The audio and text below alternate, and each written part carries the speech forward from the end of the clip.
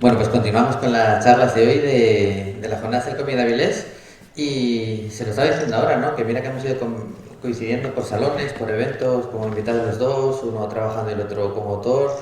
En Avilés ha venido un montón de veces, esta vez como autor oficial y además nos ha hecho el maravilloso cartel de este año que no nos cansamos de agradecérselo y además puedo garantizar que todo el mundo nos ha dicho el cartel de este año es la leche, es buenísimo, o sea que puedes estar incluso más contento que nosotros, pero nunca habíamos compartido así escenario, yo creo, ni en general, ni para hablar como en este caso de tu obra, ¿no? Resulta curioso, también lo decía por la mañana en la rueda de prensa, que veis aquí a Vicente, que ha hecho un pacto con el diablo y está igual de joven que las primeras veces que venía aquí. Pero que en el 2008 ya se publicó el libro de Vicente Cifuentes, 10 años de profesional, en el 2008. Es decir, ya tienes más de 20 años de cómic a tus espaldas. De cómic muy prolífico, muy variado, muy entusiasta y más allá de lo que es tu trabajo en sí, que eso vamos a comentarlo ahora, a mí lo que más me gusta es lo mucho que desprendes, amor por el medio, pasión por lo que haces. Y esto que puede sonar a perogrullo, no siempre es así. No digo que no todos los autores lo tengan, pero no siempre es tan fácilmente rastreable. Tú haces una cantidad enorme de páginas de tu trabajo profesional, siempre encuentras un rato para dibujar eso que te gusta, el videojuego o algo que has visto, la serie de televisión que has hecho, versión en plan chibi de otros cómics que estás haciendo en otro formato. El hecho de dibujar es algo que te hace feliz y esa felicidad no la contagias cuando leemos lo que nos llega de ti, ¿no? Y eso es algo súper guay. Yo creo que nosotros las jornadas del cómic las hacemos sobre un triángulo que se forma entre la obra, el autor y el lector, y eso es un lenguaje de comunicación. En el lenguaje de comunicación hay también comunicación no verbal. Y eso que tú, todo ese cariño que pones, todo ese esfuerzo que pones, llega más allá de lo que pasa de las páginas, ¿no? Y eso es algo que, bueno, pues que te queremos dar las gracias porque nos hace muy feliz. Pero todo esto tuvo que empezar por alguna forma y eso no lo sabemos, no lo habíamos comentado nunca y no lo sabemos, ¿no? Yo me imagino al pequeño Vicente empezando a coger sus primeros cómics y sé que primero te llamaban la atención cosas como el Gauntlet o como el Golden Axe y todos esos juegos que los de mi edad primero y luego la tuya, pues fuimos disfrutando y nos hacían ir a mundos imaginarios y ser personajes guays, pero eso no es cómic, aunque dibujaras esas cosas. ¿Cuáles fueron los primeros cómics que cayeron en tu mano? ¿Superhéroes? ¿Bruguera? ¿Manga? Cuéntanos un poquito. Bueno, un mínimo inciso es muchísimas gracias por esta introducción. Casi me vas a sacar aquí la lágrima y todo. Muchas gracias. Aún tengo tiempo. No, como sigas así no te prometo nada. Lo segundo, también darte las gracias por darme la oportunidad de hacer el café. Ni te imaginas la ilusión que me hacía poder hacerlo. O sea, el poder ver el cartel de Áviles, el mío después de ser una de las jornadas que desde pequeño, desde que empezaba, era aquí ha sido, pues para mí el poder hacerlo, encargaros que me lo encargaras, para mí fue lo más. Un lujazo para nosotros, ya lo sabes. No, compartido. Y luego, respondiendo a tu pregunta, mis inicios eran con videojuegos, evidentemente cuando eres pequeño pues ves en las recreativas. De hecho nosotros hacíamos nuestros primeros juegos de mesa. Un compañero mío, Javier Martín, que dibujó El Duque de Mentira con Sí, Javi, claro, sí. pues con él dibujábamos constantemente los dos juntos, allí en Albacete, y empezamos a hacer nuestros primeros juegos de mesa y crear nuestros primeros personajes. Y hacíamos nuestros primeros juegos de mesa de los personajes de Golden Axe, por ejemplo. Qué guay. Pero bueno, en Albacete todo el mundo piensa que solo dan monologuistas y es cierto que dan muchísimos. Paramount Comedy se nutrió durante años de esto, pero es que también dan muchos dibujantes de cómics y escritores. Ahí hubo un grupo que más o menos me imagino es Albacete, o sea, no es Nueva York, os conoceríais casi todos, unos mejor, uno peor, exacto. Entonces, es mejor pero más pequeño, ¿no? Entonces os conoceríais todos, me imagino que tendríais ahí una sinergia, poco a poco iríais comentando lo que os gusta. Piensa que cuando éramos pequeños, que te estoy hablando de tener 14 años, surgió una cosa que se llama Universidad Popular y en Albacete, y allí nos juntamos, pues digamos, todos los que nos movíamos un poco, nos gustaba dibujar. Te estoy hablando con 14 años. Ahí conocí a Sergio Leda o a José Antonio Fideu, que ahora es escritor de novelas y demás, y luego ya te digo, un amigo muy íntimo con Javi. Ahí empezamos a crear nuestros primeros cómics, hacían como unos talleres, un grupo que hablamos esta mañana, que ahí sí que creábamos, digamos, nos daban una mínima noción de esto es un cómic, evidentemente todos habíamos leído ya cómics, Y ahí, digamos, cada uno íbamos creando nuestras primeras historias a nivel total y absolutamente amateur y empezamos a crear nuestros primeros fanzines, uno que se llamaba Manicomi. Nosotros sacamos allí. Bueno, Manicomi fue un fanzine que tuvo bastante repercusión. Pues sacamos muchísimos números, creo que hasta el número 11 y demás. O sea que divertirnos nos divertíamos mucho, la verdad. Y ahí fue como empezó todo un poco a engranarse, a yo empezar a decir, ostras, este medio parece que me gusta, es un medio en el que me encanta trabajar, me gusta expresarme de esta manera y ahí empezó todo. Sí, bueno, tú tuviste claro, comentabas también esta mañana que lo que querías hacer era cómic, pero bueno, hoy en día quizás, ¿no? Con todo esto que suena más el cómic, ahora hay muchas convenciones, hay muchos salones, hay muchos eventos, hay el concepto de novela gráfica en la telesal, en los museos, etcétera, pero antes no era tanto así. Entonces tú cuando llegaste a tus padres y les dijiste, ¿sabéis qué? Ya he decidido lo que quiero ser. ¿Es como lo de mamá, quiero ser artista? O cuéntanos un poco cómo fue ese momento. En mi familia siempre han sido más de sácate una carrera y luego ya vamos hablando. Bueno, esa no era tu familia, era una generación de familias, ya, ¿no? Pero piensa que mi madre siempre, sobre todo mi madre, era la que más me metía caña para que estudiara y me sacara primero mi carrera y luego aparte ya fuera como mi ocio. Claro, yo ahora digo y puedo decir que me puedo dedicar a mi hobby. Mi hobby es dibujar, crear cómics.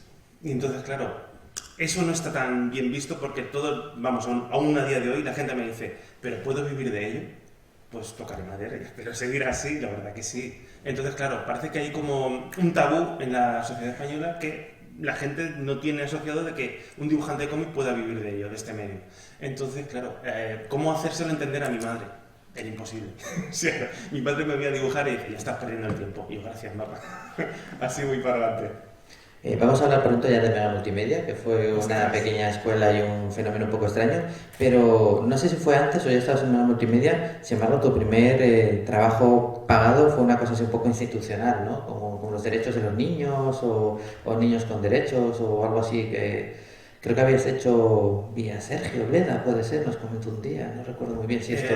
Lo de Mega Multimedia fue con el Torres. No, digo, antes de Mega Multimedia, ¿no hiciste un librito que era Derechos de los Niños, unas ilustraciones para el Ayuntamiento de Albacete? Ah, bueno, sí, claro, sí. Pero eso ya sería la primera vez que cobraste por hacer tu trabajo. Sí. Entonces, claro, eso ya sería llegar a casa, ¿cómo que no? Mira, aquí por lo menos, poco mucho... Ya, pero no era suficiente. Mi madre era como decir, constantemente, cada mes, o lo típico era un sueldo. Puedes proporcionar un sueldo y en el mundo del cómic, a principio, eso no era tan sencillo de demostrar. Sí, y ahora sí, ahora lo de Mega Multimedia, ¿no? Desde que me independicé, mi madre dijo, vale, parece que sí, el niño puede hacer sus cosas solo. Cuando ya estaban saliendo un montón de editoriales en España, en aquel momento de efervescencia, apareció Mega Multimedia allí por el sur, lanzando varias revistas, tratando de relanzar el modelo de revista, luego reagrupándolo en álbum. Y para muchos autores fue una escuela de tener que entregar a tiempo páginas en un momento, fue una oportunidad de hacer contactos y de ver tu trabajo publicado, y ahí entraste tú, ¿no? Primero con historias cortas y luego una serie, Úrsula Aprende, creo que se titulaba, con Fideo, que es otro de los autores, probablemente el guionista con el que más páginas has hecho. Sí, ¿no? Entonces, cuéntanos un poquito cómo surge esta colaboración con Fideo, aparte que ya os conocíais, y cómo llegas a Mega Multimedia, y cómo fue la experiencia de estar allí, porque se veían, como pasaba antes, no había internet, entonces se llevaban leyendas de todo tipo, ¿no? Entonces, cuenta un poco cómo fue aquello. Pues realmente, como ves, la gente no teníamos tantos medios como ahora. Hoy mandas un mail o por Facebook no existía. Y bueno, es que no existía internet, o sea, que me parece que estoy hablando del Pleistoceno. Entonces yo, desde Albacete, surgían los viajes al Salón del Cómic de Barcelona. Entonces, se organizaban desde la Universidad Popular y ahí íbamos un grupo de dibujantes donde íbamos con nuestra carpeta a enseñar nuestros portafolios a todas las editoriales. Dormin también se incluyó, y con París y también estuve hablando y demás. Estuvimos a punto. Bueno, al caso. No, estuviste, pero hablamos luego de eso. Ah, vale. ¿Estuviste con las cintas de Anzen? Bueno, y también con Alvedrac. Y Alvedrac estuvo, eso sí estuvo al punto. Bueno, en casa. Entonces yo iba al Salón de Cómic Barcelona con el portafolio y ahí iba enseñándoselo a todo el que podía. Total, que justo ya el último día nosotros hacíamos una locura, era salir un viernes por la noche, llegábamos el sábado por la madrugada, pasamos todo el día en el salón y el mismo salón nos volvíamos. O sea, hasta donde nos llegaba el presupuesto. Total, que una de esas veces conocí al Torres. El Torres vio las páginas del Belgrad, de hecho, y claro, vio tanta rayica que dijo, ostras. Y dijo, mándame cosas y me dio un contacto. Pues yo me agarré a ese contacto como pude y ahí fue donde empezó todo. El Torres, a raíz de trabajar para Mega, me estuvo contactando para la revista que tenía aparte y luego la de corte erótico, y para el corte erótico ya me ofreció también de poder hacer un cómic más, o sea, como un título, un sello. Y como siempre, yo he sido muy amigo de Fideu y para mí es el guionista fetiche y lo utilizo siempre que me deja. Sí, de hecho, aunque esto es adelantarnos un poco, no siempre vamos a hacer flashbacks, vamos a hacer también flash forwards, ¿no? Y que los últimos trabajos que has hecho así para España, la gran mayoría ya te has visto como autor completo en muchos de ellos, ¿no? Pero hasta esa época es que no te veías tú todavía para hacer tus guiones, porque sí fuiste pasando por varios guionistas, no solo Fideo. Realmente, claro, yo siempre he buscado ser autosuficiente, pero más que nada porque yo, a ver, voy a hablar un poco, yo sé cuando empleo mi tiempo que lo invierto en mí, pero claro, no puedo pedir que otra persona a pago cero pueda invertir su tiempo, no me parecería justo. Entonces de esa manera digo, no quiero depender de un colorista, ni de un guionista, ni de nadie. Digo, porque yo sé que puedo emplear mi tiempo y aunque no genere dinero, pues es mi tiempo al fin y al cabo. Pero claro, el pedirle un guión, hazme un guión y no sé si te va a dar rédito o no, pues eso no me parecía justo. Entonces por eso cada vez he buscado menos el uso de otra gente. Vamos a hablar, no es que me guste demasiado, pero vamos a hablar un momento de Anthem, y digo que no me gusta demasiado porque ha sido el fracaso más sonado de Dude. Y digo que es un fracaso que tiene mérito, porque tienes a Roy Thomas haciéndote guiones en exclusiva, que joder, es Roy Thomas, ¿no? Y los dibujantes pues apuntamos muy mal, porque primero se lo habíamos encargado a Jesús Merino, pero no pudo porque justo cuando ya había diseñado todos los personajes, que fue el que los diseñó, se lo lleva a DC y decimos, bueno, no pasa nada, ponemos a Pulido, pero Pulido también se lo lleva a Marvel. Entonces dijimos, bueno, ya está, Germán García se lo lleva a Marvel. Ya dentro de esa extraña maldición seguimos sumando y llegamos a Daniel Acuña, que dice, yo es que para hacer superhéroes un poco no es mi camino, mira tú al final si lo era o no lo era. Y entonces al final de todas estas peripecias, después de que el primer número lo hace Acuña y también le sale curro para los Estados Unidos, llegamos a Jorge Santamaría. Y en aquella época con Jorge Santamaría decía que bueno, que para hacerla muy bien, pero que de tiempo andaba un poco así, y nos dice que cree que tiene la persona correcta para hacerle las tintas, ¿no? Que eras tú que en ese momento estaba buscando, pues tampoco fue mala cosa, porque mira también como el tintador de los más destacados sin duda ahora de la industria americana, y con todo esto pues nos pegamos una leche tremenda, ¿no? Pero bueno, cuéntanos un poco cómo fue en aquel momento en el que estás haciendo cómics. Esa primera encargo como entintador, no sé si lo habías hecho antes, pero cómo fue un poco esa experiencia y cómo era esto de, oye, de lo malo, estoy haciendo un cómic con guiones de Roy Thomas o no un cómic con guiones de Roy Thomas, porque al mismo tiempo, un poco después, también hiciste, aunque fuera con guión de Art Brooks, creo que se llamaba, aquello de, ¿cómo se llama? Magical Mystery Moore, con Alan Moore, entonces sí, entonces que sí, que hacía lo tonto, Moore, Roy Thomas. No, evidentemente era una ilusión muy grande. Realmente lo de Jorge yo no lo conocía personalmente, entonces en un cómic en Alicante, Bleda coincidió con él, pero yo era muy amigo de Bleda. Entonces Bleda me dijo, oye, tengo un amigo que está buscando entintador, ¿te importaría hablar con él y demás? Y yo, claro, y en ese momento estaba intentando abrirme un mínimo camino. Total que digo, no me importa ser entintador. Total que hablo con Jorge, nos ponemos a trabajar juntos y evidentemente hicimos 2 números de Anthem. Y claro, todo luchando para ver si eso podía ver la luz al final, por la ilusión también de poder verlo y sacarlo, y más que nada por eso, porque era Roy Thomas en aquel entonces. Lo que yo no sé si sabes, porque yo me enteré años después, es que Roy Thomas sí lo sacó en Estados Unidos. Con el sello con el que sacaba la revista El Terrego, sacó creo que hasta el 5, porque nosotros en realidad, aunque ni siquiera los íbamos a sacar, a Jorge le pagamos el 3 y el 4 también. Pues no, sí que me dijo Jorge algo, pero claro, yo nunca llegué a verlo físicamente. No, yo tampoco. Sí. Sí, ¿eh? ¿Los tienes? ¿Y no me has dicho nada todo este tiempo? La confianza a veces, ¿no? Sí, ¿no? Pues la confianza un poco esta vez pasa. Sí. Oye, y antes mencionaste Albert Drake, que digamos que para mí, cronológicamente, aunque tú lo hiciste antes, está un poco en este burrillo temporal.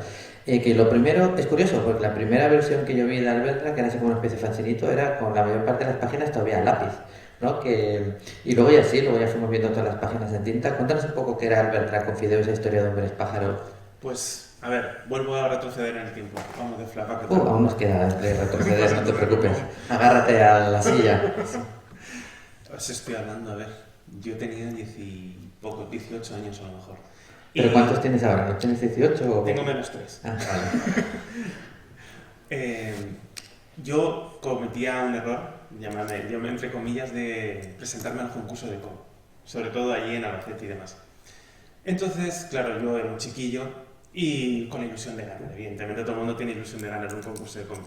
Entonces un año ganó un tipo de cómic que yo no entendí, porque que realmente luego lo piensas y dices, pues es evidentemente lícito y muy bueno, pero yo en mi mentalidad de aquel entonces, de trabajar muchísimo, hacer millones de líneas y esas cosas, pues yo no entendía que eso fuera un cómic o que pudiera estar al nivel de haber ganado. Entonces entré en un bucle, por un momento en mi casa me están metiendo presión para que deje de dibujar y que yo me centre en lo que me tengo que centrar. Y por otro, quería tirar para adelante de alguna manera. Pues entonces llegan y me dicen, no ha ganado, evidentemente, y yo no entro en crisis conmigo mismo, creativa, de decir, no tiro para ningún sitio, ¿qué hago? O sea, me dejo ya de historias, me saco mi carrera y chimpún.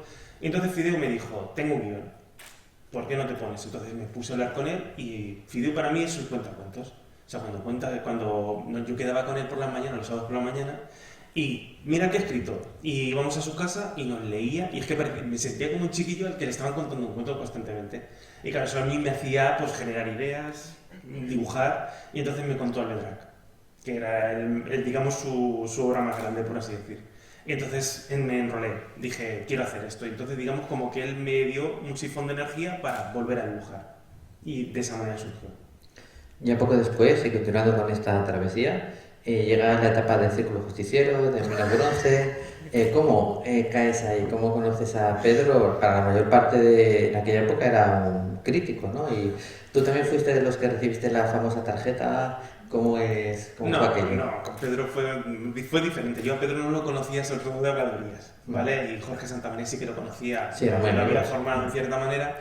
Y entonces, pues, digamos que ya un poco sabía del personaje. Más que nada, para mí era un personaje más que una persona. O sea, de cómo lo había generado. Hostia, qué página me tiene. ¿Te das cuenta?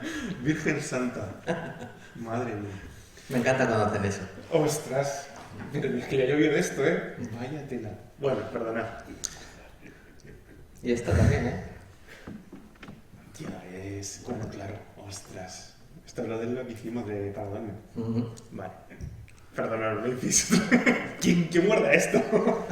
Germán es el amo del calabozo y de las imágenes. Qué fuerte. ¿Por dónde iba? Que se me ha ido. En el Círculo Justiciero, Pedro Agosto. Que entonces Pedro, evidentemente, vivía en Villarrobledo y era sido de la tienda de cómic de allí de Albacete donde yo solía ir.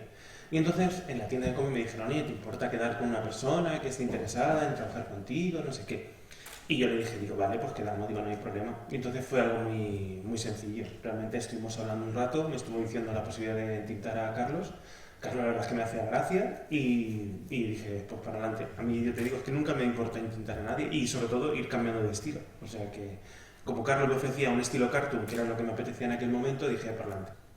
Y bueno, a partir de ahí llega una etapa en la que vas produciendo muchos cómics y donde además te van aceptando en un montón de editoriales pues muy diferentes. De hecho, has pasado, si lo analizas, por un montón, o sea, has pasado el filtro de todas las editoriales. Entre ellas, por lo menos, bueno, casi. Y casi americanas también.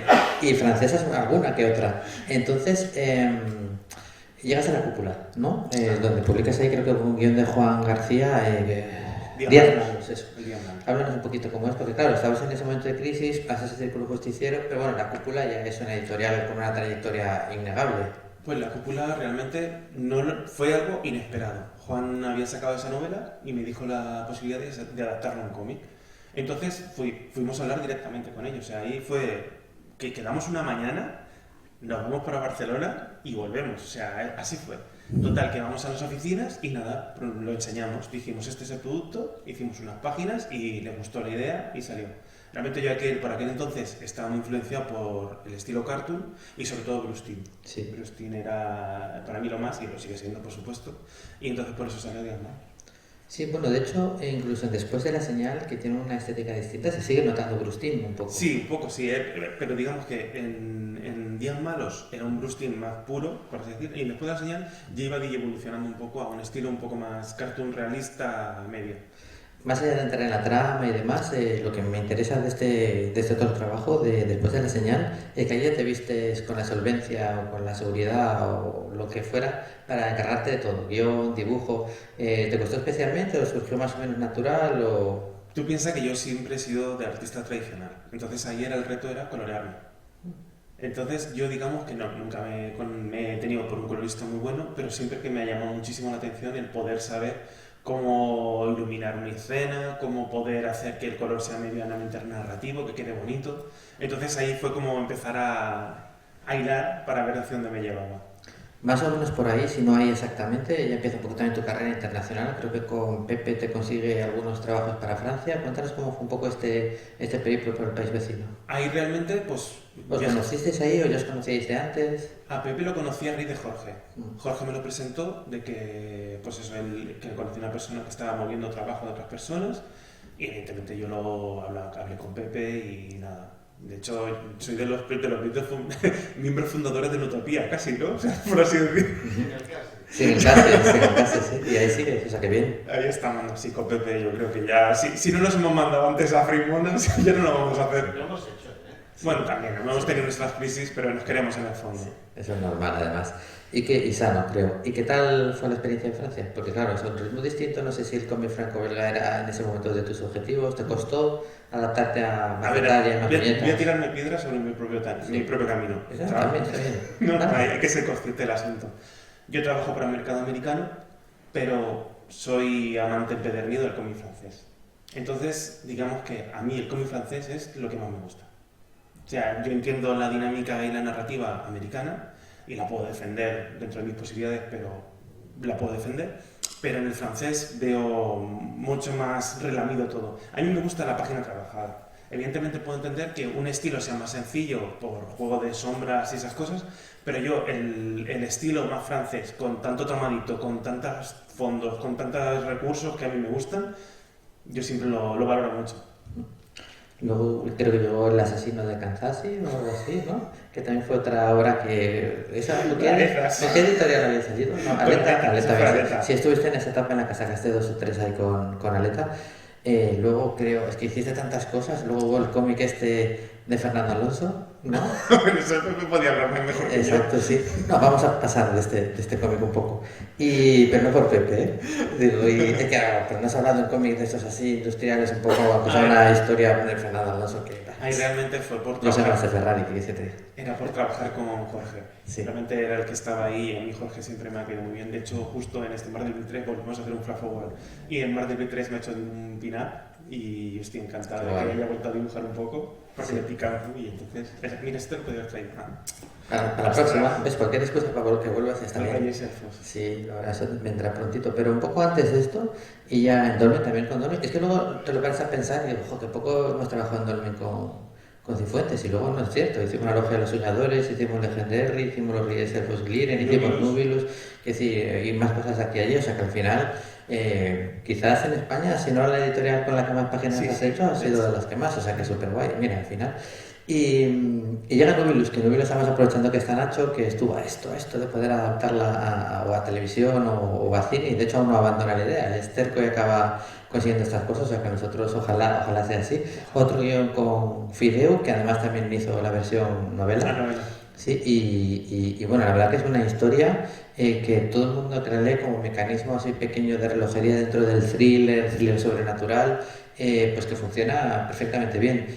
¿A ti cuando Fideu te comentó la historia, te hizo el guión de cómic, te dio la novela y dijo, adáptala como puedas? Cuéntanos un poquito cómo... Ahí, digamos, yo le pedí un guión que le apetecía, sabe que yo soy amante empedernido también de los thrillers, del terror, y entonces dijo, pues, además es que Fideu para mí era increíble porque le decía tal que entre semana, me decía un martes, ¿me puedes escribir un guión? Y el sábado, cuando iba a su casa, ya lo tenía hecho. Y eso pasó con Nubilus, o sea, era en plan, mira lo que he escrito, una obra maestra. Bueno, a mí me parecía y me lo parece, por supuesto. Y así fue, o sea, Nubilus no tuvo más, o sea, fue llegar, decir, este es el planteamiento que he dado, y digo, genial. Luego la estética era la época en la que yo estaba flipando con Juanjo Guarnido y Blacksat, y entonces buscábamos que fuera un corte de color directo, y por eso estuve hablando con uno el que estaba allí como asesorándonos al Universo Popular, y entonces él también utilizaba la acuarela y hablé con él y le dije, ¿te apetece entrar aquí para darle color? Y accedió. En esa época, además, ya estabas trabajando para el mercado americano, intentando un montón de series, a un montón de autores, al principio sobre todo autores españoles, supongo que por este tipo de de cosas, pero luego prácticamente de todo. Cuéntanos un poco cómo fue esa entrada, hasta qué punto, porque de la figura del tintador, pues como que nos acordamos menos muchas veces, no siendo muy importante Estamos un igual. poco valorados. Lo sé, y luego tienes que aguantar en películas de Kevin Smith algún chiste y este tipo de cosas. Pero Somos bueno, calcadores. exactamente. Pero en realidad yo creo, como comentaba Mark Buckingham, que también tuvo muchos años de entintar, primero a gente como Bacall y tantos otros, lo que se aprende también y lo que tú asimilas como dibujante entintando, solo lo sabe alguien que lo haga, ¿no? ¿Tú también consideras que dentro de tu bagaje como artista, tu trabajo como entintador te ha aportado mucho? Evidentemente, o sea, yo soy una persona artísticamente inquieta, que no me gusta encasillarme y me gusta estar cambiando constantemente de estilo o probar cosas nuevas. Entonces, yo tengo la suerte, o puedo tener la virtud, de haber intentado, yo creo que ser el intentador español que a más gente diferente ha intentado, bien artistas españoles como de extranjero. Y lo bueno que creo que puedo aportar es que he intentado de estilo muy realista, como el de Oscar Jiménez, a muy cartoon, como Graham Nolan o pasando por Grumet, o sea, gente que aportaba soluciones diferentes y evidentemente yo cuando intento una persona intento, digamos, adquirir ese estilo en mí. O sea, a ver, ¿esta persona qué es lo que necesita? Pues necesita limpieza, necesita un trato un poco más relamido para según qué cosas. Pues eso es lo que intento aportar cuando intento una persona. Entonces, claro, intentar ir cambiando para adaptarme a cada persona es lo que hace que luego me quede yo con cosas para mí mismo. Entonces, cuando yo estoy también dibujando, tintando, también me acuerdo de cuando voy tintando otro tipo de gente. Y bueno, hemos visto un poco las páginas de Glire, de los Reyes Elfos, pero bueno, también estamos viendo las de la historia corta que hiciste para Historias de Fairy. Nosotros con los Reyes Elfos más o menos intentamos, más o menos conseguimos, aquí pasa lo mismo que distinto que con Dude y Anthem, que sí conseguimos hacer una saga con un principio y un fin, con personajes de los que se pueden hacer más cosas. Y yo estuve muy contento cuando esta historia, que era así como un poco más realista en comparación con las otras, la dibujaste tú, porque además desde el principio lo tuvimos muy claro, Víctor y yo lo hablamos y esa siempre fue para ti. Pero al mismo tiempo, sabiendo que eras fan de Fantasy, que habíamos estado con Albert Drag colgados y tal, digo, joder, y no, al final hacemos los Reyes Elfos y la historia menos fantasy de todas le va a tocar a Vicente y al final surgió la oportunidad de hacerlo del Liren. Cuéntanos un poquito la experiencia de los Reyes Elfos.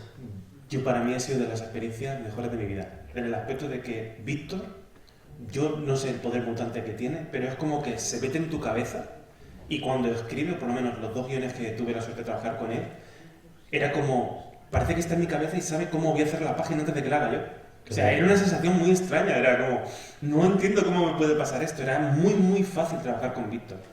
O sea, y eso es lo que me pasó con los Reyes Elfos, que parecía como si fuera Víctor estuviera en mi cabeza cuando planteaba la página. Guay.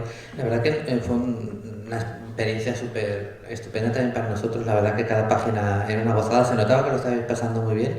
Y aquí ya tiraste por un estilo de aguadas un poco distinto. ¿Cómo te fue la experiencia? No lo volviste a hacer tampoco mucho tiempo más, pero muchas veces más. Pero yo sí que creo que fue un resultado muy Realmente satisfactorio. no lo usa por tiempo que usas. O sea, porque claro, necesitas un poco más de tiempo, pero yo con las aguadas siempre me han gustado mucho. Y claro, a falta de recursos de colorear o de dar grises por ordenador, yo prefiero siempre lo plástico, lo manual. Bueno, aprovechando que estas señales, háblanos un poquito de este trabajo que también haces como autor completo. Señales para mí, claro, es... Primero empecé con Después de la señal, que fue justo cuando yo ya estaba pensando que lo iba a dejar todo y de pronto me llegó la señal, que fue que gracias a Pepe conseguí trabajo en Francia. Entonces esa señal hizo que lo iba a dejar, o sea, iba a ser mi último como decir, bueno, pues lo siento, lo he intentado de todas las maneras, pero no he llegado. Y ya me llegó el trabajo para Soleil, haciendo el Némesis, y ya dije, ostras, digo, no puede ser. Total, que entonces ya yo tenía una historia que al final no, claro, Después de la señal era como ¿cómo diría? Un preludio de lo que yo realmente tenía pensado. Y por eso Señales viene a ser lo que ya es la historia que yo tenía realmente pensada antes de todo. Entonces, como ya veis el otro y ya estaba medianamente establecido en el mercado, a mí no me ha importado sacar tiempo para todo lo que han sido mis historias y mis locuras. Y estas fue Señales, que era como, digamos, mi primer guión realmente que había estado elaborando y, bueno, habré metido mis mil gambas y mil cosas, pero... Y también señales Sandra. Ahí es. Que ya pasaste de Aleta a D-Books, ¿no? Sí, no, ahí pasé de D-Books, o sea, sí, de D-Books a Aleta. Primero me lo sacó D-Books, sacó el primer tomo, y luego habíamos apalabrado que continuaría, A lo cual a Ricardo lo dio con mucho amor, pero se retractó y yo ya tenía el señales 2 terminado y a punto del 3. Y entonces hablé con Aneta y digo, ¿lo quieres sacarlo ya que está? Y me dijo que sí. Estamos hablando de que has pasado por prácticamente todas las editoriales y tenemos otro ejemplo con Alma y Planeta y en este caso de nuevo con Fideo, ¿no? Aún no es la última, aún tienes luego más colaboraciones con él. Cuéntanos un poquito todo, cómo surgió Alma. Pues Alma era un... Fideo tenía, en los concursos que iba presentando, tenía como un prólogo de Alma, en el que había presentado pues a él le gusta siempre como hacer muchas historias, sobre todo el tema vampírico nos encantaba. Entonces, claro, surgió la posibilidad y yo se lo dije a Fideo, digo, ahora es el momento de que podemos intentar sacar Alma con alguien. Y de hecho, hablando con Ricardo, que era en aquel momento con el que estaba de mediador en Planeta Agostini, nos dijo, venga, va, presentármelo, se lo presentamos y pudimos llevarlo a cabo. Realmente teníamos pensado sacar 3 tomos, pero al final esa idea ya no se pudo llevar a cabo. Aquí llegamos a la Logia de los Soñadores, otro trabajo con Fideo, otro trabajo en esta ocasión con nosotros en Dolmen. Y fíjate que me parece que es un trabajo de los más complejos desde el punto de vista del acercamiento gráfico que has tenido que hacer, precisamente por cosas de la trama que no vamos a desvelar. Y bueno, porque manejas un montón de personajes, porque Fideo ya sabe que puedes dibujar cualquier cosa que te mande y aquí no se ha cortado nada. Y no sé si es precisamente por eso que no haces el acabado completo. O sea, aquí en este caso hay gente que te ayuda un poco a acabarlo. Cuéntanos un poco cómo fue el proceso de trabajo de todo el equipo y cuéntanos un poquito cómo recuerdas la experiencia de la logia. Con la logia para mí ha sido uno de los mejores guiones cuando me leyó Fideo que recibió de él. Lo que pasa es que en aquel momento yo ya estaba trabajando para Marvel como tintador, tenía muy poco tiempo realmente para poder hacer mis proyectos personales. Entonces ahí, por ejemplo, estaba en la agencia Guillermo Ortego, yo siempre me llamo muy bien con él, y es un tintador magnífico. Y él me dijo bueno, de hecho se lo ofrecí yo de que si podían tintar en algunas páginas y demás, y entonces me dijo que sí. Digamos que la Logia de los Soñadores es un proyecto que a mí me ha encantado, pero que creo que no estaba a la altura para poder hacerlo. O sea, lo veo hoy, me da morriña porque creo que no era tan complejo que yo creo que no estaba a la altura. Porque teníamos que jugar con 2 planos, como dices tú, había muchos personajes y creo que me faltaban habilidades artísticas para poder defenderlo. Lo luché, lo defendí, pero tengo esa morriña de decir, creo que se podría haber hecho bastante mejor. Muchas veces no sabes, ¿no? O sea, cómo llegas o no llegas a un TVO, pero yo te puedo garantizar que la gente que ha leído la logia, sea muchos, pocos o regular, le sorprende la profundidad del guión y algunos de los hallazgos gráficos que hace para solventar lo de los 2 planos, pues a veces jugando con el color, a veces jugando con la composición de páginas, ¿no? Incluso con el bocadillo, ¿no? De la forma de según cada personaje. Y es un TVO que yo creo que es muy revisitable y que como lectura, ahora tú, claro, tú ves tu trabajo, ya sabemos todos cómo son los dibujantes, a mí esto no me gusta, yo esto lo haría distinto, pero nosotros que lo cogemos y creemos que los buenos cómics no caducan, nos parece que es un TVO que ha resistido muy bien el paso del tiempo. No, la historia para mí me encanta, la historia de la Logia de los Soñadores, y como siempre Fideo tenía ahí pensado 1000 historias que las tiene escritas seguro, o sea que en su cabeza también. Sí, además tiene un poco lo que te gusta a ti todo. No, sí, tiene thriller, tiene fantasy, tiene un sí. montón de personajes así para diseñar. Precisamente esa es otra cosa que te quería preguntar, ¿no? Sobre...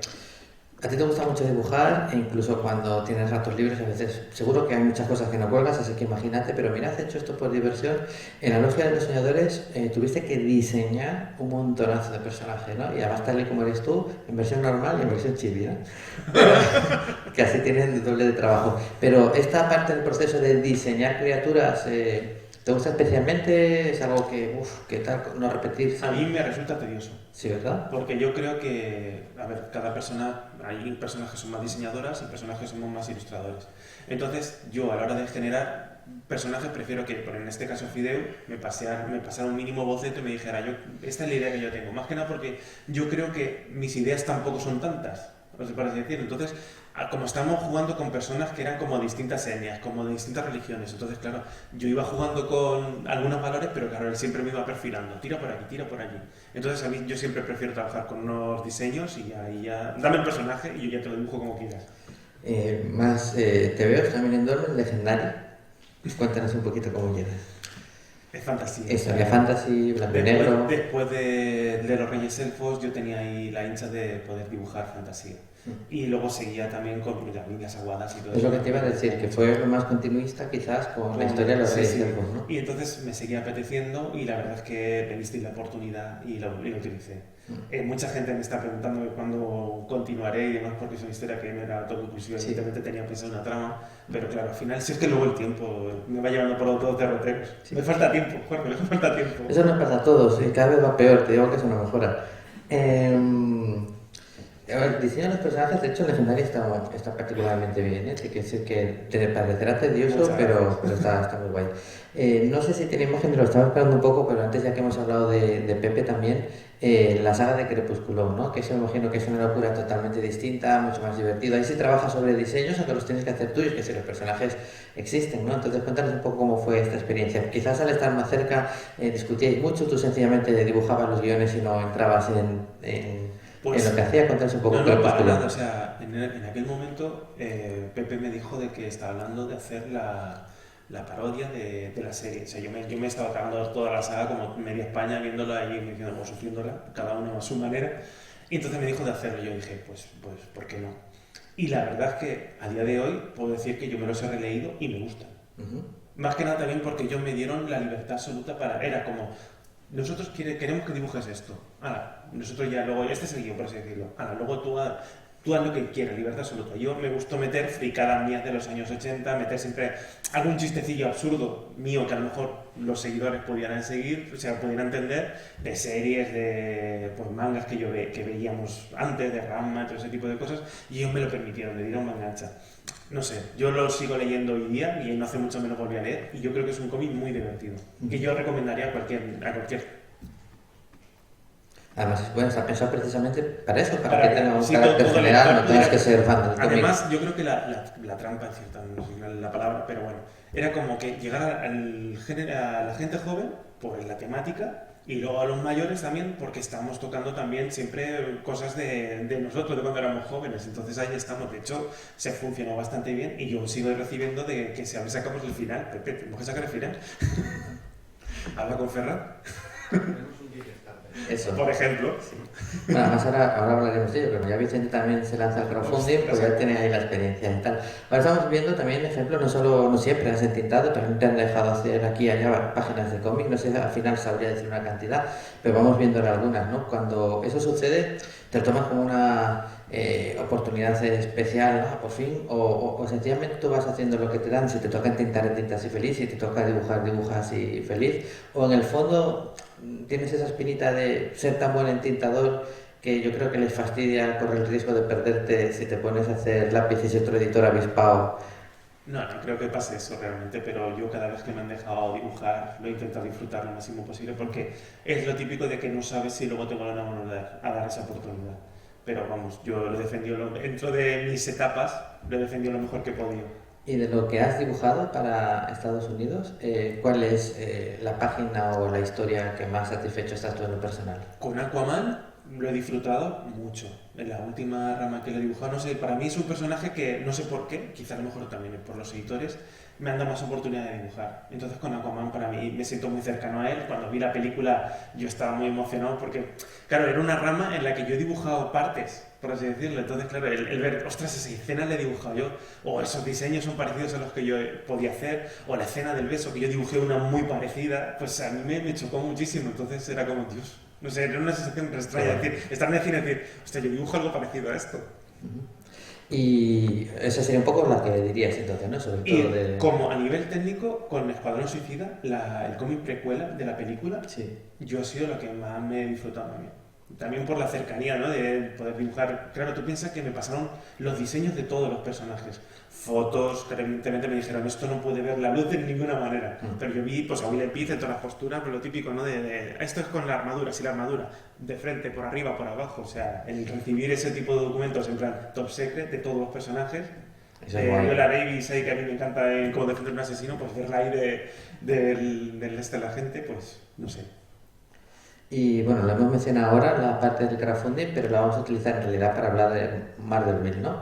Que acaba de salir el tercero, supongo que en algún momento terminado me llegará el mío, ya sé que tenías paquetes ahí preparados, Sí, lo está hemos visto todo en listo. Facebook, o sea que pronto llegará, no te preocupes, yo no soy impaciente para esto. Pero cuéntanos un poquito cómo surge la idea de Marvel. Además, bueno, la gente que sepa, los que veis este año el cartel, aparte de los personajes que salen ahí con... A mí me parece súper gráfico, ¿no? Me parece muy bien la chica, la máscara, creo que ha sido un diseño muy acertado. Pero ¿de dónde te surge la idea de Marvel y por qué finalmente decides probar con microfinanciación? Pues Marderville surgió a raíz de todo, digamos, a ver, ¿cómo explico esto? Digamos que para la gente normal, tú haces un cómic y ven el proceso, pero no ven el durante. Me repito, ven el final, de cómo el resultado, pero no ven el proceso de cómo ha llegado ahí, ni siquiera de tu estado. Entonces yo pasé por una época en la que estaba estresado, pero estresado a niveles imposibles. Entonces era como, ostras, necesito plasmar toda mi energía en un cómic. Entonces digamos que así salió Mar de Vil. Pasé por un proceso en el que yo era solo trabajar. Tenía una vida, claro, yo no sé si recuerdo que estaba con 3 series a la vez, intentando 3 series a la vez. Eso era vida robótica. A fin de cuentas era como, tengo vida realmente, solo me levanto para trabajar, como, sigo trabajando, me acuesto y al día siguiente igual. Y así durante muchos meses. Pues ya era como, vete. Mi cabeza hizo...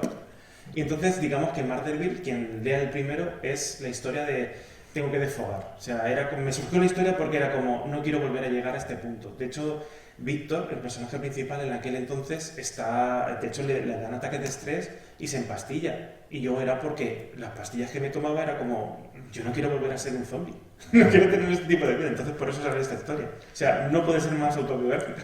Claro, pero es lo que os decía antes, estoy haciendo 3 series, estoy muy estresado, que puedo hacer otro cómic más. Estoy trastornado, nunca dije que fuera cuerdo. No. Nosotros desconfiamos mucho de la gente muy cuerda, no nos gusta nada, o sea que vamos, por eso tranquilo. ¿Y ya desde el principio tenías claro que iba a haber varias entregas de Marvel o fue un poco a ver qué pasa? Yo con el uno evidentemente no sabía si moverlo por el mercado francés, si moverlo por aquí por España o realmente qué hacer. Entonces yo lo hice, yo como siempre a mi ritmo, ni espero que siga nadie a mi ritmo, pero lo hice el uno y era como, hecho está, no sé qué hacer. Y entonces hablando con Sergio, de hecho con Sergio y con Alberto López Aroca, estábamos en un salón de Rubí de Madrid y me lo dijo, dice, ¿y por qué no lo mueves por crowdfunding? Y yo digo, ostras, pues puede ser una manera. Claro, yo ya veía que mucha gente lo está moviendo por eso y que más o menos lo iban sacando para adelante. Ese tipo de proyectos, digo, venga, voy a investigar un poco. Fui investigando, a ver cuál es la web que usaba y demás, y digo, venga, pues me lanzo al final. Y la verdad es que ha sido una de las experiencias más bonitas que tenía yo. Eso lo dices hasta que te pongas a mandar paquetes la semana que viene. No, o sea, evidentemente llevamos 2 días de paquetes envolviendo, Sí. pero yo os puedo decir que el apoyo que recibes, la energía que recibes de la gente, Sí, eso es verdad. eso, no sé, solo es comparable, se lo comentaba ayer a Esteban. Yo cuando trabajé en una orquesta de bailarín y de corista, entonces la energía y la adrenalina que me daba antes de empezar una actuación, de ver la gente esperando que ese feedback contigo, yo eso lo recibí con los crowdfunding. Claro, realmente es exponerte a la gente, es, ¿cómo se dice? Carne abierta o algo así, ¿no? O sea, con el corazón abierto, decir, esto es lo que os puedo ofrecer, ¿me apoyáis? Y ver que la gente realmente te apoya de esa manera es impagable. O sea, a fin de cuentas te están dando su apoyo para que saques tu historia, lo que tú quieres. Es como, toma mi dinero para sacar lo que tú quieres. ¿Qué más puedo pedir? Sí, además yo que en sí el concepto de microfinanciación me encanta, me gusta muchísimo, también creo que a veces se ha utilizado incorrectamente, pero yo creo que tú eres uno de los ejemplos de cómo se debe hacer y también eso ayuda a que los hayas conseguido seguro. Ya sabemos que hay el Marvel 3, claro, como no me ha llegado, no lo he leído y no sé si es final cerrado o si cabe esperanza de poder ver Marvel 4 mientras ese feedback siga existiendo. Cuéntanos un poco el futuro de Marvel. No te voy a decir nada. No es cierto. O sea, realmente, si veo que la gente quiere Marvel, habrá Marvel. O sea, es un proyecto que yo lo he concebido, hombre, evidentemente como catarsis para mí, pero si el proyecto existe es por la gente. De hecho, Marvel 3 surge porque me empezaron a escribir, lo están editando fuera de España. Y el mismo editor desde fuera, que es SAF en este caso, bueno, lo está moviendo para distribuirlo por ahí, me dijo, me están pidiendo la continuación. Y entonces, la gente de España que quería, más que me están presionando ya para si lo sacábamos, dije, pues venga, me tiro para adelante. Sí. Justin Lizard. Sí, ¿qué tal con Jim de Mateis? Porque sus Yo guiones, lo un poco disfruté como hemos muchísimo. visto, son O sea, súper guay. empecé a trabajar que era Justin Lizard con Mikel Janín. O sea, con Mikel es un maestro y me dejó hacer lo que yo quise. Le dije, meto tramado, meto lo que hice, para adelante con todo. O sea, las páginas de Mikel las disfruté. Y luego, como Mikel ya iba a cosas más grandes, me dejaron la Justin Lizard. Y es que yo sería feliz si me dejaran dibujar la Justin Lizard. Álvaro, que vendrá mañana, creo, lo vi Sí, tanto cuando ya estaba mañana, dibujando sí. pero evidentemente Álvaro es un crack. Es muy bueno, la verdad que sí. Y Marvel, no sé hasta qué punto puede ser también en sí mismo un punto de inflexión, y esto es lo que quiero que me digas, en el sentido de hasta ahora, cuando tú hacías tus proyectos personales, pues ya ves, Aleta, Dolmen, Planeta, etcétera, ebooks, etcétera, etcétera. De ahora en adelante, cuando hagas este tipo de historias que haces un poco porque por ti mismo, por invertir en ti mismo, como tú decías, y por hacer también lo que te apetece, y no solo encargos, ¿ya vas a recurrir siempre a la microfinanciación o no? ¿Lo has pensado? Realmente no lo he pensado. De hecho, ahora estamos preparando una cosa con el Torres, estoy preparando una cosa nueva y estamos hablándolo. De momento lo estamos enseñando a las editoriales, a ver si nos responden o no nos responden. Y ya, si en todo caso, a malas malísimas, porque yo creo muchísimo en ese proyecto, porque de hecho ha sido un proyecto a la carta. O sea, porque yo me empecé a hacer, a mí me encanta siempre Sherlock Holmes, de la serie de dibujos animados, Sí. y siempre me han encantado las historias tipo Cluedo, de quién Judith, o algo así, ¿no? Se llaman las historias de quién lo ha asesinado, quién ha cometido el asesinato. Y el Torres me dijo, tengo una historia para ti. Y dije yo, pues ya está, o sea, pero de cabeza. Bueno, no sé si se nos está echando el tiempo encima y no he abierto turno de preguntas, o sea que si queréis aprovechar para preguntarle a Vicente, si no puede seguir yo. ¿Alguien tiene alguna pregunta para Vicente? Bueno, pues mientras aprovecho y han tenido esa oportunidad. O sea, que luego no me pueden decir, no, dejaste el turno de preguntas. Bueno, pues sí lo hice, sí. Hoy por la mañana comentaste una cosa, fue bastante divertida, ¿no? La dinámica entre Jorge y tú, porque llegasteis evidentemente de maneras muy distintas al mismo punto del negocio, y había un contrapunto muy interesante porque era perfectamente entendible hasta en donde más diferíais el punto de vista de los dos, ¿no? Pero una cosa que me llamó la atención, y lo hablamos mucho aquí, ¿no? En un medio tan tendente a a ser autodidacta, como sucede con los autores de cómic, ¿cómo discrepabais respecto a la importancia, adecuación o no de supongo que se va la experiencia de cada uno, de la enseñanza reglada, por así decirlo, ¿no? Entonces, me gustaría porque claro, yo no estaba en la rueda de prensa, comentaras un poquito esto. ¿Hasta qué punto tú crees que te puede servir también para limitarte, ¿no? Bajo el punto de vista de tu profesor, o hasta qué punto te dan unas herramientas generales? Sí, estamos hablando de si sería correcto hacer una escuela de cómic pues eso, una escuela de cómic como tal. Y yo estoy en contra. Jorge Fornes sí que decía que él estaba a favor y yo en contra. Más que nada porque yo creo que unas nociones básicas sí que es bueno transmitirlas. Evidentemente esto es un plano medio, esto es un primer plano, esto es una perspectiva, ese tipo de cosas me parecen bien. Pero yo creo que luego las páginas o el ser un buen dibujante lo que te hace es dibujar. Evidentemente yo también parto de la base de que un profesor te puede enseñar hasta su criterio, pero su criterio es bueno. ¿Quién decide que es bueno? O sea, yo quiero tener mi propio criterio también. Entonces yo creo que el exponerte a una persona te coarta tu creatividad. Entonces no quiero una persona que me coarte, quiero una persona que me apoye o que me dé más, pero no que me estés restringiendo. Porque luego, por ejemplo, yo también veo gente que sale en este caso la Joso, que todos o muchos tienen un corte muy similar o muy parecido. Que eso también creo que a lo mejor es por culpa de los profesores, ¿no? De que van dando unas referencias que son las mismas. Entonces, estás creando a clones, en cierta manera. Entonces, no le veo la gracia. Supongo que eso pasa también un poco porque llega un momento en el que no están, digamos, creando artistas, quiero decir, respetando la parte, si no piensas, si quieres publicar ahora mismo lo que Esto se es lo lleva, que se vende, y ¿no? vamos a coger todos un autobús y vamos a ir a Angulem, si todos tenéis esta línea clarita, estilo este autor, este autor, será mucho más fácil que escojan. Entonces, claro, yo quiero publicar. Entonces igual se pierde un poco los autores que podrían haber sido. Pero por otro lado, es cierto que es una cantera enorme de gente. Entonces, claro, pues te decía, me parecía interesante escuchar tu punto de vista al respecto. Otra cosa que siempre decimos nosotros, muy importante o sea, si tú quieres ser director de cine, tienes que ver cine. Si tú quieres hacer cómic, tienes que leer cómic. Si tú quieres, o leer en general, ¿no? Si quieres escribir, pues no puedes escribir si no lees nunca.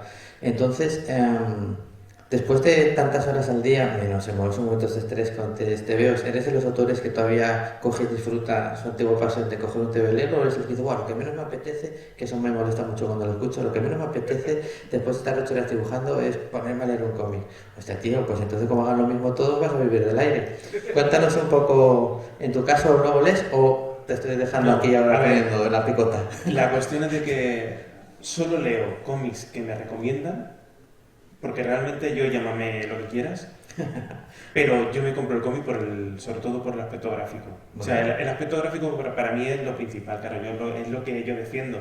Entonces, claro, primero compro un gráfico y luego ya me leo la historia, que puede ser mejor o peor.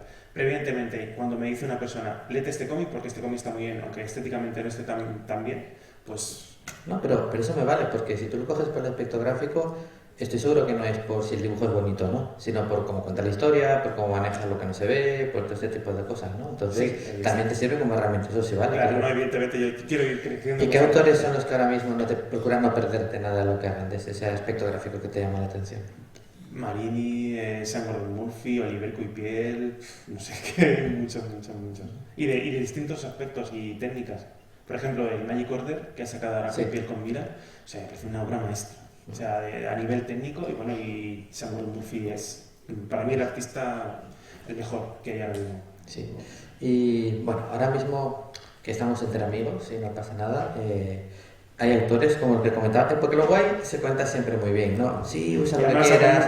Sí, ¿no? Por supuesto, que creías. Aquí se ha venido también a sufrir un poco. Digo, te dicen, sí, usa las tramas, como el caso de Janín y demás, pero también ha sucedido lo contrario. Has dado con gente muy, no, es que mi estilo, no hagas esto. La mayoría de la gente. Sí, ¿y quién ha sido el que más, si tú pudieras decir, por favor, a este no lo quiero entintar más, si es posible? No volvería, bueno, no volvería, evidentemente, si el editor me lo pone, yo no voy a ser quién, pero después se llama Carinor.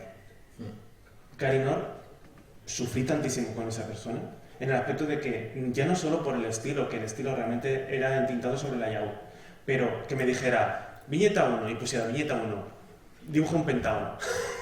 Una cosa es que te acabe el dibujo, otra cosa es que tenga que dibujar yo el pentágono, ¿sabes? O sea, pero ya no solo eso, sino, o sea, ahí realmente, y perdonar por la expresión, para mí me puteó. Porque, ¿cómo puedes entregar a una persona que te está haciendo los finisher en una semana 20 y tantas páginas? Y te tengo que hacer el finisher, y, o sea, para mí me parece una falta de profesionalidad increíble. Y de verlo, es como, realmente sí que lo veo que... Oh, eso es lo pena. De verlo realmente que le han dado números ahora en Wonder Woman, pues no sé, le sigo teniendo un poco de rencor, decirle, tío, ha sido lo más menos profesional que he tenido en mi cara, y sin embargo, otra cosa te diré, está entintando a mucha gente que no sabe ni plantear una perspectiva. Y le tuve que explicar cómo plantear una perspectiva. No te voy a decir quién. No, pero bueno, por ejemplo, hace poco, y además es que lo contó ya en una entrevista, Carmen Carnero, que está haciendo la Capitana Marvel y que evidentemente todos nos gusta mucho cómo dibuja, comentó que ella la perspectiva era lo que más le costaba y que precisamente en una convención se encontró con Yannick Paquet y le dio 2 o 3 y que desde entonces lo había visto, ¿no? O sea que antes muchas veces se iba a publicar después de haber hecho 200 páginas en fanzines o 50 páginas de prueba, que esto lo hablamos mucho con Pepe a veces. Ahora muchas veces de repente salen de donde sea y ya, primer trabajo profesional, y claro, mucha parte del aprendizaje se hace durante el camino. Y ahora ya sabemos también que muchas veces un intentador más profesional y más avezado le puede decir, oye, mira, esto quizás no lo has no, si tiene la perspectiva, una perspectiva de 3 puntos se construye así, claro, porque tú piensas que las perspectivas, cuando tienen los puntos de fuga fuera del papel, la gente no sabe cómo, hombre, hoy día los programas te los entienden, sí. Pero si trabajas físicamente como era en aquel entonces, pues era como, pues tienes que trazar esto, tienes que hacer esto. Me da casi pena quitar la página, te debo decir, pero bueno, hay que seguir un poco. Por cierto, una cosa, al respecto de, dices que cuando trabajo entintando a gente, de cuando me pone pegas, por ejemplo, hace poco puedo decir que se han alineado los astros y estoy intentando a Jesús Merino. Justo eso te iba a decir, que has ido poniendo más que otras veces páginas de cómo está quedando el resultado, lo cual denota que estás especialmente satisfecho. Yo, a ver, si realmente me dedico al mundo del cómic es por Jesús. Ah, sí, eso no lo sabía, fíjate. Pues justo... Yo pensaba que era por el del Zodiaco, porque recuerdo... ¿Por cómo? ¿Por los caballeros? Hombre, los caballeros siempre los defenderé a muerte. Claro. Pero realmente en aquel entonces yo estaba intentando, ya te digo, en la Universidad Popular estaba intentando saber entintar. Y de pronto vi las páginas de Jesús Merino en Jaque Mate. Sí, claro. Y yo dije, qué preciosidad. O sea, cómo esa delicadeza en el trazo, cómo esa precisión perfecta. Bueno, yo en mis sueños quería decir, yo quiero llegar a un poco de esto. Y entonces justo cuando me surgió la posibilidad de entintar a Jesús, cuando acabamos le mandé un audio. Y le dije, que sepas que estoy en el mercado gracias a ti. Y me dijo, dice, ¿qué me estás diciendo? Dice, claro, que se lo esperaba. Y realmente es que es así. O sea, yo a Jesús lo tengo hasta arriba, .com patrocina este momento. O sea, para mí es lo más grande Jesús.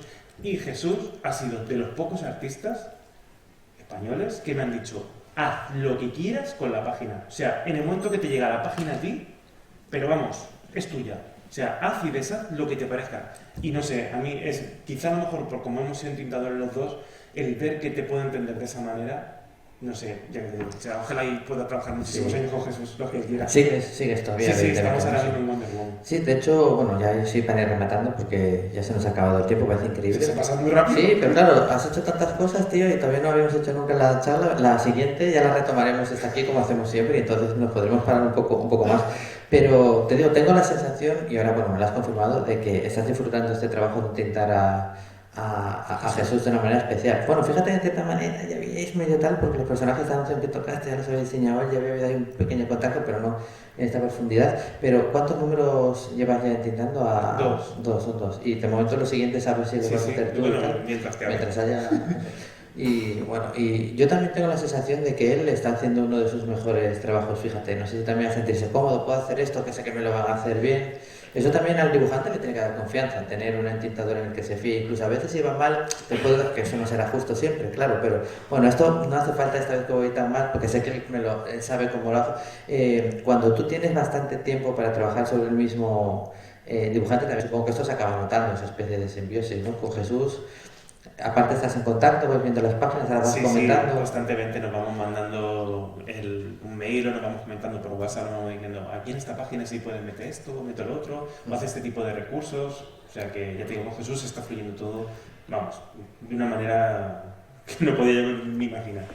Bueno, pues aparte de ir viendo imágenes de commissions, de pinaos, de dibujos que haces porque sí, versiones de los chivis, lo mejor del trabajo de un autor, por ejemplo. Sí, es disfrutarlo, leerlo, verlo, y a nosotros nos encanta hablar con vosotros de vuestra trayectoria. La verdad que estoy contentísimo de que hayamos estado compartiendo este rato, de que hayas sido invitado. Ya no te digo que nos hayas hecho el cartel, y una de las cosas que más me gusta es saber que si hubieras acabado la carrera de informática, aunque tú no lo sepas, yo estoy seguro que estarías dibujando igual, en ratos libres, para colgar en internet o lo que fuera, porque esas cosas a veces se saben. O sea, el que es dibujante, el que le gusta contar historias, le gusta contar historias. Y como te decía al principio, eso es algo que al lector también nos llega, y es imposible leer a Vicente, y aunque no lo conozcas, no querer a Vicente, pero luego lo conoces y cómo no lo vas a querer. Pero si esto es lo mejor que ha pasado por aquí.